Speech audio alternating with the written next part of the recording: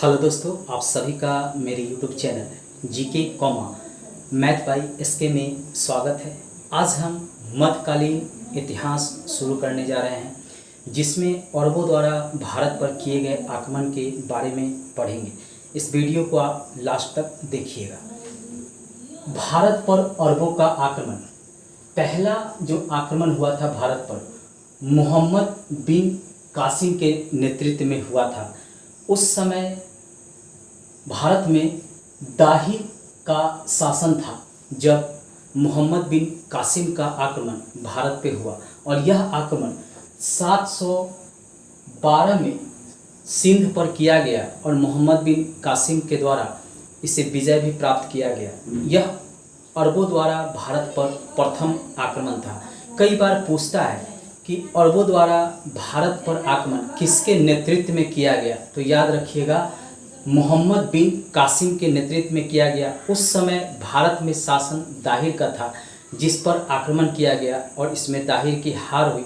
और उस समय अरबों का मुख्य उद्देश्य धन की प्राप्ति था, न कि क्षेत्र और राज्य विस्तार की शुरुआत था। उन्होंने धन प्राप्ति के लिए यह प्रथम आक्रमण भारत पर किया था।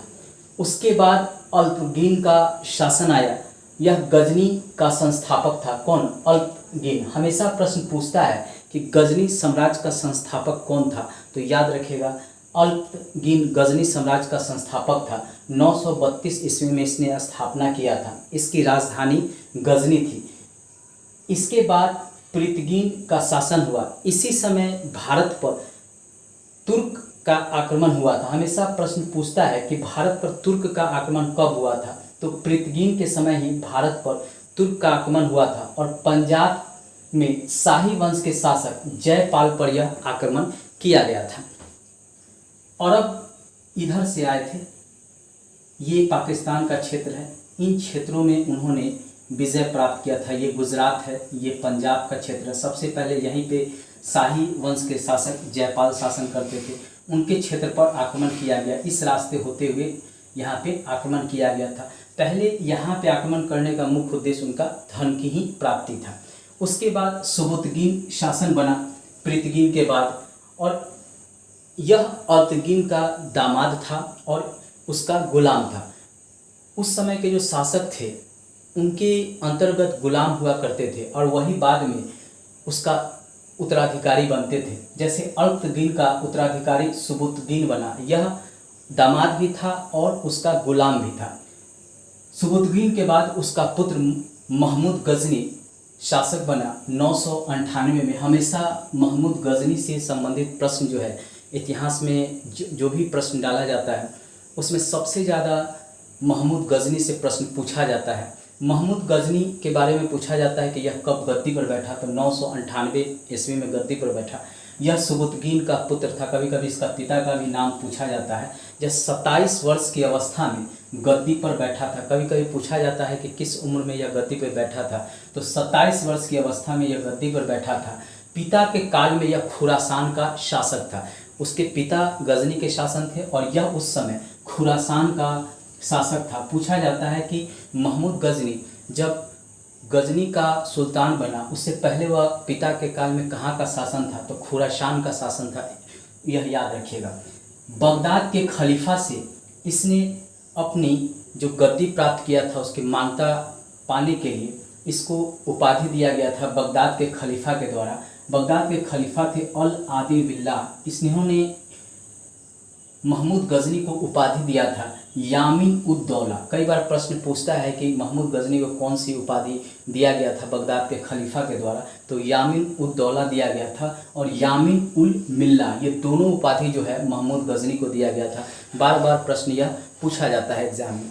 इसने भारत पर 17 बार आक्रमण किए थे और इस आक्रमण का मुख्य उद्देश्य केवल धन की प्राप्ति था, न कि क्षेत्र विस्तार इसकी योजना थी। हर आक्रमण में इसने कुछ न कुछ भारत में धन को प्राप्त किया था। आक्रमण का उद्देश्य इसकी धन की प्राप्ति था। इसने सबसे पहले मूर्ति को भंजन किया, यानी मूर्ति को तोड़ा। जो हिंदू देवी देवता थे उसकी मूर्ति को सबसे पहले इसी ने तोड़ा था, इसीलिए इसको मूर्ति भंजक की उपाधि भी दिया जाता है। प्रथम आक्रमण इसने पेशावर पर किया। ये जो क्षेत्र है ये पंजाब के ये जो क्षेत्र, ये पेशावर है जो अभी पाकिस्तान में, इसी क्षेत्र पर इसने प्रथम बार आक्रमण किया था। 101 में शाही राजा जयपाल के विरुद्ध इसने आक्रमण किया था। जो पंजाब, ये पंजाब का क्षेत्र है, यहीं पर ये शासन करते थे। इसमें पाकिस्तान का भी पंजाब का क्षेत्र और भारत का भी पंजाब का क्षेत्र, ये दोनों शामिल था। शाही वंश के शासक जयपाल के ये क्षेत्र थे, यहीं पे जयपाल शासन करते थे और इस पर प्रथम बार इसने आक्रमण किया था। इसने 101 में शाही वंश के शासक जयपाल पर आक्रमण किया था। 101 में महमूद गजनी ने शाही वंश के जो शासक थे जयपाल, जो पंजाब में यहाँ शासन करते थे, इन्हीं पर इसने आक्रमण किया था। 101 में इसने नागरकोट पर आक्रमण किया और यहीं पर इसने मूर्ति को तोड़ा था। ये प्रश्न हमेशा पूछता है कि महमूद गजनी ने पंजाब के किस शासक के विरुद्ध अभियान चलाया था, तो जयपाल के विरुद्ध अभियान चलाया था। ये शाही वंश के शासक थे और इनको वह उसने हराया था। ये कई बार प्रश्न पूछा जाता है। दूसरा, इसने मूर्ति तोड़ा था नागरकोट में, यह भी पूछा जाता है कि कहाँ पे जाकर इसने मूर्ति को तोड़ा था, तो नागरकोट में तोड़ा था। हानेसर के चक्रस्वामी की काष्ठ निर्मित आदमकद प्रतिमा को यह गजनी भेजकर रंगभूमि में रखवाया था। पूछा जाता है कि किसकी मूर्ति को गजनी भेजकर रंगभूमि में इसने रखवाया था, महमूद गजनी। तो याद रखिएगा, थानेसर के चक्र स्वामिनी की काष्ठ निर्मित ये मूर्ति थी, इसको इसने गजनी भेजकर वहाँ के रंगभूमि में इसको रखवाया था। ये कई बार प्रश्न जो है बार बार इससे पूछा जाता है। अगर महमूद गजनी से प्रश्न अगर पूछा जाता है कभी भी एग्जाम में, तो ये महत्वपूर्ण प्रश्न उससे बनते हैं और बार बार इनको पूछा जाता है, इसलिए इनको जरूर याद रखिएगा। गजनी ने 1025 ईस्वी में सोमनाथ पर आक्रमण किया था, सोमनाथ के मंदिर पर, और इसका मुख्य मकसद जो था धन की प्राप्ति था। कहा जाता है कि यहाँ से इसने 20 लाख दिनार प्राप्त किया था और जब इस धन को लेकर यह लौट रहा था तो जाट जो थे उसने महमूद गजनी पर आक्रमण किया था, जिसके कारण आगे 1027 ईस्वी में इसने जाटों के विरुद्ध जो है आक्रमण किया था। यह इसका अंतिम आक्रमण था। किसका? महमूद गजनी का। बार बार ये प्रश्न पूछा जाता है कि सोमनाथ मंदिर पर कब आक्रमण हुआ था, तो 1025 में हुआ था। किसके द्वारा किया गया था, तो महमूद गजनी के द्वारा किया गया था। किस लिए किया गया था, तो धन की प्राप्ति किया गया था। कितना धन प्राप्त हुआ, तो 20 लाख दिनार वहाँ प्राप्त हुआ था। सुल्तान की उपाधि भी सर्वप्रथम महमूद गजनी ने लिया था।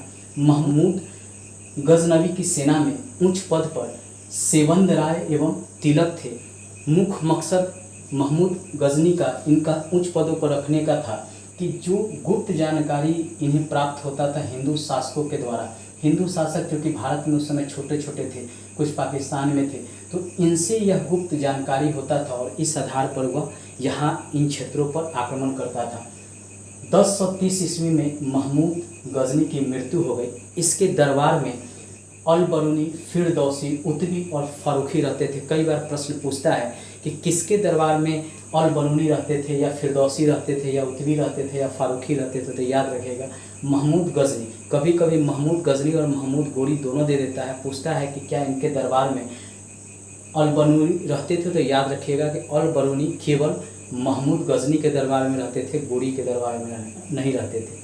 इसलिए बार बार प्रश्न यह दिया जाता है कि महमूद गजनी के दरबार में कौन कौन रहते थे, तो अल बरूनी रहते थे, फिरदौसी रहते थे, उतबी रहते थे और फारूकी रहते थे। पहला शासक मोहम्मद गोरी बना 1173 में। यह महमूद गजनी के अधीन एक छोटा सा गौर का क्षेत्र था, यहीं का यह सर्वप्रथम शासक बना था। गौर का शासक महमूद गोरी सर्वप्रथम बना था, उसके बाद यह गजनी का भी शासक बन गया। पहला आक्रमण 1175 ईस्वी में मुल्तान के विरुद्ध हुआ था। ये जो पाकिस्तान है यहीं पे मुल्तान है, यहीं पे पहला आक्रमण हुआ था। दूसरा आक्रमण जो है 1178 ईस्वी में पाटन जो गुजरात है उस पर हुआ था और वहाँ का शासक भीम था और उसने क्या किया था कि गोरी को बुरी तरह से पराजित किया था भीम ने। कई बार प्रश्न, गोरी ने जो भीम जो वहाँ के शासक थे पाटन उन पर आक्रमण किया था, तो क्या गोरी की इसमें जीत हुई या हार हुई, तो याद रखिएगा गोरी बुरी तरह से हारा था और भीम की इसमें जीत हुई थी। यह भी प्रश्न पूछता है कि पाटन पर जब गोरी ने आक्रमण किया था तो उस समय वहाँ का शासक कौन था, तो भीम था। यह भी पूछता है कि कब पाटन पर आक्रमण किया गया था, तो 1178 ईस्वी में पाटन पर आक्रमण किया गया था, यह भी याद रखिएगा। गोरी को इसमें बुरी तरह से हार का सामना करना पड़ा था। गोरी के द्वारा कुछ महत्वपूर्ण क्षेत्रों की विजय की गई है। तथा कुछ शासकों को हराया गया, उसके बारे में हम एक चार्ट के द्वारा जानते हैं। सर्वप्रथम तराई का प्रथम युद्ध हुआ था गौरी और पृथ्वीराज चौहान के बीच 1191 ईस्वी में, जिसमें पृथ्वीराज ने गौरी को बुरी तरह से पराजित किया था। फिर तराई का द्वितीय युद्ध हुआ 1192 ईस्वी में गौरी और पृथ्वीराज के बीच, जिसमें गौरी विजयी रहा और पृथ्वीराज इसमें हार गए और गौरी ने उनकी हत्या कर दी। अगला जो इसने आक्रमण किया था वह चंदावर का विरुद्ध किया था। चंदावर के शासक जो थे जयचंद थे, उनके विरुद्ध गौरी ने आक्रमण किया था। गौरी और जयचंद के बीच यह युद्ध हुआ था 1194 ईस्वी में और गौरी की इसमें विजय हुई थी। जयचंद पृथ्वीराज के ससुर थे और जयचंद की पुत्री को जो संयोगिता थी उसका हरण पृथ्वीराज ने कर लिया था, जिससे दोनों के बीच तनाव था और इसी का फ़ायदा गौरी ने उठाया और दोनों को समाप्त कर दिया, दोनों के राज्य को समाप्त कर दिया। इतिहास में कभी कभी यह भी सीखने को मिलता है कि अगर आपने एक बार किसी विरोधी पर हमला किया है तो उसको पूर्णतः समाप्त कर दे, उसे जिंदा नहीं छोड़े। क्योंकि यह देखिए तराई का प्रथम इस युद्ध में 1191 में पृथ्वीराज जीता, उस समय अगर इसने गौरी की हत्या कर दी होती तो दूसरा तराई का युद्ध नहीं होता और इसमें पृथ्वीराज की हार नहीं होती। फूट का भी फायदा जो है किस तरह गौरी ने उठाया, पहले तो पृथ्वीराज विजय को समाप्त कर दिया, उसके बाद इसने जयचंद के राज्य को भी समाप्त कर दिया, उसको भी हरा दिया, उसके भी राज्य को अपने अधीन कर लिया। जीते गए क्षेत्र को उसने अपने गुलाम सेनापति के हाथों में सौंप कर गजनी लौट गया, लेकिन गजनी में उसकी हत्या हो गई 15 मार्च 1206 ईस्वी में। कई बार पूछता है कि गौरी की हत्या कब हुई थी? 1206 ईस्वी में उसकी हत्या हुई। दोस्तों नेक्स्ट वीडियो में हम सल्तनत के बारे में पढ़ेंगे, दिल्ली सल्तनत के बारे में, उस वीडियो को भी आप जरूर देखिएगा। लास्ट में हम इतना ही कहेंगे कि जो भी आपने तय किया है, जिस सर्विस या जिस एग्ज़ाम को आप सोचते हैं कि ये हम इसमें सफलता पा सकते हैं, उसको आप कोशिश कीजिए कि समय के पहले ही उस एग्ज़ाम को हम पास कर लें। अभी जो है फॉर्म नहीं आ रहा है कोरोना वायरस के कारण, कई फॉर्म आए भी हैं, भविष्य में कई फॉर्म आएंगे भी, एग्ज़ाम भी होंगे, आप लगातार तैयारी करते रहें। लास्ट में इतना ही कहेंगे कि अगर मेरा यह वीडियो पसंद आ रहा है तो मेरे चैनल को सब्सक्राइब कर घंटी को जरूर दबा लीजिएगा, दोस्तों को भी शेयर कीजिएगा, फेसबुक, व्हाट्सएप और इंस्टाग्राम पर भी इसे शेयर कीजिएगा। धन्यवाद दोस्तों।